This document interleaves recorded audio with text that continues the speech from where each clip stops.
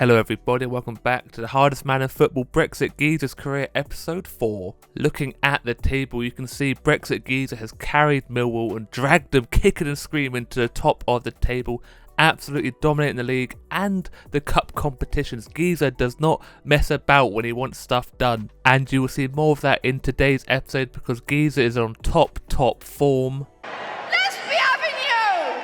Well, top form, he is a little bit tired, you know. I'm tired, boss. It's all that smoking and drinking down the pub, you know. But before we get into this first match, remember to leave a like on the video. It really does help out the channel. Subscribe if you're new and turn notifications on so you do not miss a thing.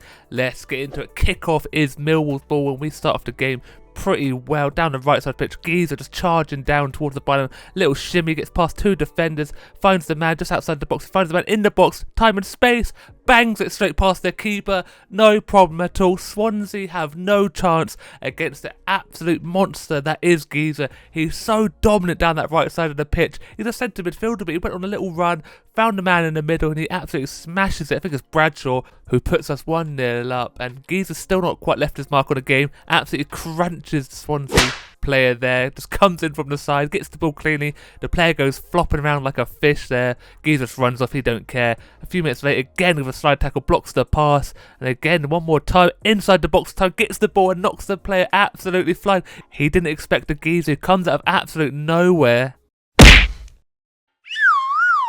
just leaves the player on the floor all confused, and again he's on the floor again with a beautiful tackle. Geezer's just been flying through this match on the floor, and this time from that tackle we do actually get a counter-attack. Geezer gets those tree trunks of legs absolutely pumpy, he's like a stallion into the penalty box, now one of the goalkeeper, and of course he can slot it past him. He's ran the length of the pitch and he's got a new celebration. It's called the Geezer. Look at that, it's all in the mind, no problem. Actually it's all in the body because he takes out everyone in his path, but he just bodies the defender there, holds them off. The number 6 is scared to come across, and the keeper stands no chance when the Geezer is just powering towards it. Just a little side foot, keeper kind of moves out of the way, he's terrified of the Geezer, and the half-time whistle is blown. 2-0 up, and Swansea haven't done anything. They're just petrified, their legs are shaking just at the sight of the Geezer, and he gets the second half starting with a little shot which is just past the post. 64th minute, he's back to what he knows best and takes out the man from behind. This player's been getting absolutely dominated. Head hits the ball as well on the way down, and again a few minutes later he's back on it, another side tackle. This time referee gives the advantage. Not only does it, he actually brings it back to give him a yellow card. He got away with one earlier, but he likes to collect yellow cards. We all know that. He wants to get as many as he physically can. I'm pretty sure Geezer spent 90% of this match on the floor. 69th minute, he does get a tackle, but he's very tired. He loses the ball. Swansea on the counter-attack. Now just outside the box, little Travella, but it's too close to the goalkeeper. No problem from there. We get a free kick, and Geezer's not even taking it for some reason. What is that? Only gone and killed the fan in the stand who wasn't paying attention. Now into Dynamis' game. Geezer one with the goalkeeper, left-footed, and what is that? He's got some springs in his boot. That's ridiculous. From the corner, when the head of the keeper blocks Geezer one more time. Referee blows for full time, game ends 2-0.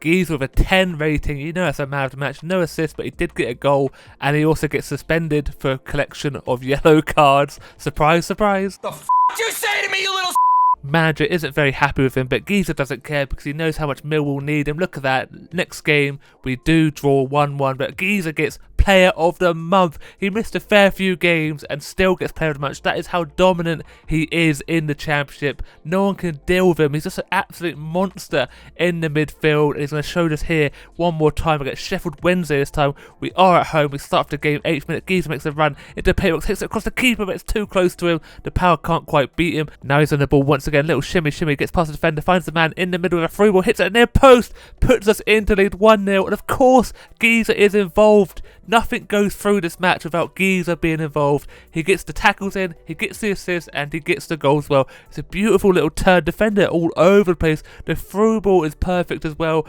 left on a plate for the striker, and of course he's going to eat his dinner. 26th minute, and Geezer's still on the ball, tries a long range, but it's too close to the goalkeeper once again. From the corner, wins the header, but it's straight down the goalkeeper's throat. Can't help himself but hit it at the goalkeeper one more time, and still straight at the goalkeeper. Needs to work on his finishing, but maybe he's just bullying the goalkeeper. goalkeeper with the power shots. Into the second half we go, still with a 1-0 lead. 5 minutes into the second half, we're on another attack. We'll hold off the player there. Into Nisbet, hits it low past the goalkeeper, and he shows Giza how to finish. It's a decent enough goal. All the defenders are focused on Giza, left Nisbet in the middle. We're 2-0 up against Sheffield Wednesday here, but look at that. Easy enough pass. He tries to charge him down, gets blocked off, and the number 17 is just all over Giza. No problem in the end. 55th minute though, with Dilly Dally on the board. Sheffield Wednesday get the first attack, and of course they finish it. Half the deficit, and are so disappointing. Giza is not a happy chappy with this sort of defending. So lax on the ball. Gave it away, then didn't even take out the man. Lets him get past him. He toe pokes it past the goalkeeper as well. 61st minute, Giza gets stuck in, leaves one in on that player, and doesn't even get a book in. He knows how to speak to the referee, just squares up to him and then threatens him as well, you know. Don't give me a yellow card or absolutely do you in, son. It's a good tackle, to be fair. Nearly got the ball, you know. It's close enough. Ref, wasn't it? Look, I technically got the ball. I don't care what the referee says. Got the player, but got the ball in the end. Last 15 minutes of the match now. We lose the ball, but we win it back. Edge of the box, little strike, but the goalkeeper gets a foot to it. This time Nisbet tries what Giza does. Long range outside the box, but he hits the woodwork. Now into the last 10 minutes of Giza busting a gut to get into the penalty box. Waits for some support. Lays it off perfectly. What is that for a strike? So annoying. We do get the ball back, but it's too close to the goalkeeper. Now we're into the last 3 minutes. Our keeper's called into action with another save, and finally the referee does blow the whistle. 2-1 win, and again another decent performance from Giza. 8.3 rating, 72% passing, too good on the ball and too good off the ball. Now we move on to the third match of today's episode against Norwich. This time we are away from home. It is in the league one more time. I have a feeling this Norwich team's going to be a bit of a bogey team, but in the 20th minute Giza is on the ball, takes a lovely touchdown, brings the ball under his spell, whips the ball into the middle, little header, keeper's forcing save from the corner, they whip it in, Giza's there on his head, off the woodwork this time. 30th minutes, Norwich get the first attack, psych, Giza is there with a beautiful tackle, then he takes a heavy touch into the penalty box one more time, one over the keeper, this time hits across him, and of course he gets the goal. That is a bread and butter. He's actually himself, he's hurt himself, psych, no doubt about it. Giza is so good, he can't even get injured. This touch is beautiful, past the defenders, bursts into the penalty box, and the keeper is petrified, hits it past him way too easy, and like I said, that is Giza's bread and butter. One of the keeper, they stand no chance about it, and we are 1-0 up just before the half-time whistle. There it goes. Norwich have done very little. We've done very little, except Giza's grabbing everyone up the pitch to get that goal. Into the second half we go, and Norwich do whip the ball towards the edge of the box, tries to volley, falls to one of their players. Giza's out of position.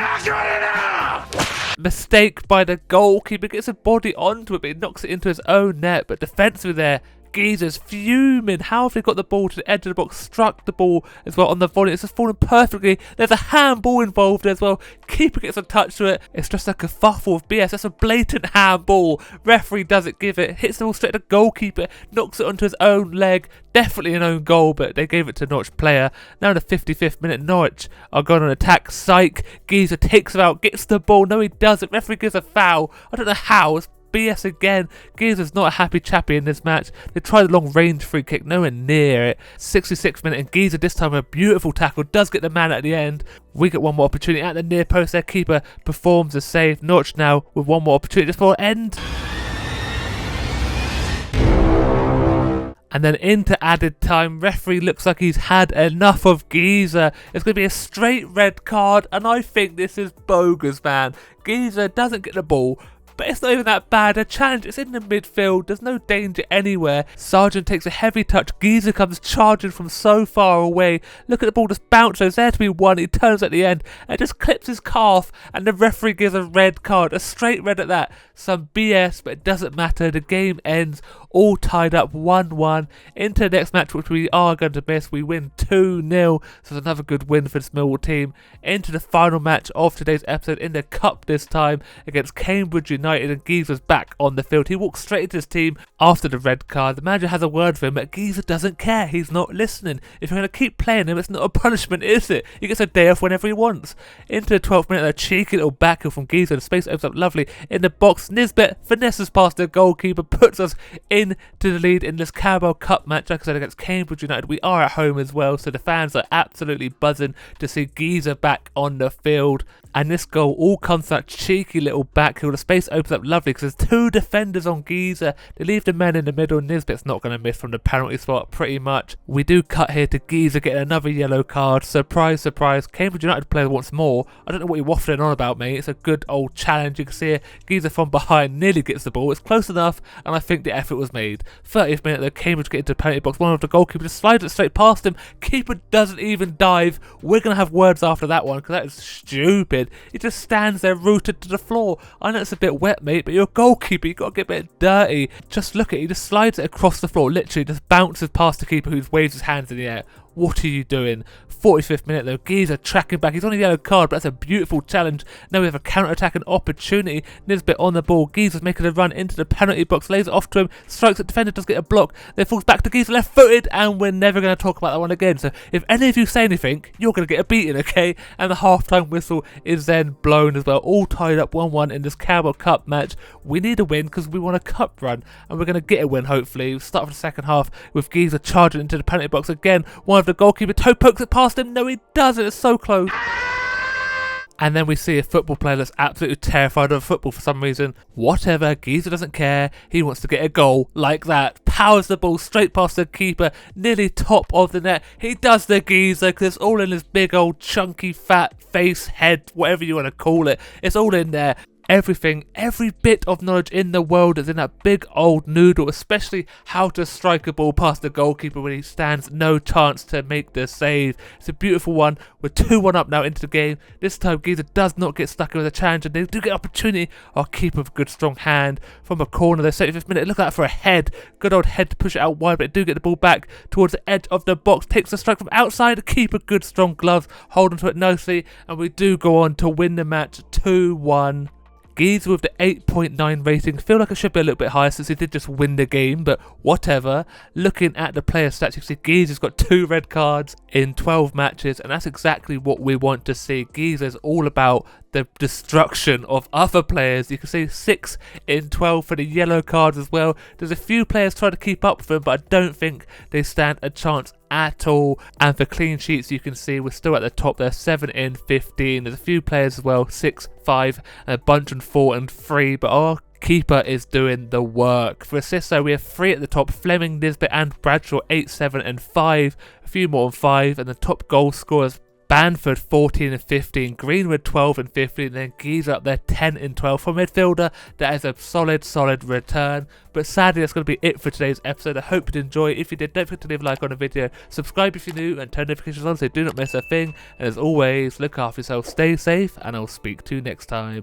Goodbye.